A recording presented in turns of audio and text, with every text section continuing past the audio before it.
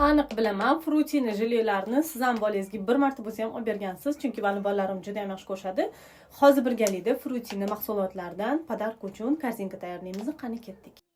Uyimda shunaqa savat bordi, shu savatga to'ldirishga qaror qildim, lekin tagiga solishga narsa topa olmadim va birin-ketin to'ldirishni boshladim. Frutini mahsulotlarini o'zim farzandlarimga olib beraman, chunki halol sertifikati bor. O'zimni farzandlarimga ravo ko'rgan narsani tanishimni farzandlariga ham oldim. Ko'rib turganinglardek birin-ketin to'ldiribman. Ularda hozir yengillik chiqibdi. Shunaqa chepistik, vafli ichida shokoladi bor. Shunaqa nejniy og'zingizda erib ketadi.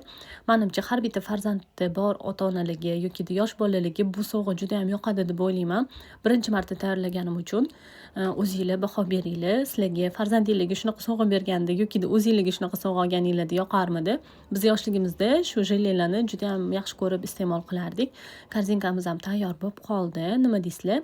Sovg'aga olib boradigan insonimni bolasiga yoqadimi yo'qmi? Sizlarga yoqdimi yo'qmi? Izohlarda yozib qoldirsanglar juda ham xursand bo'lardim. Tayyorini ko'rsanglar bo'ladi.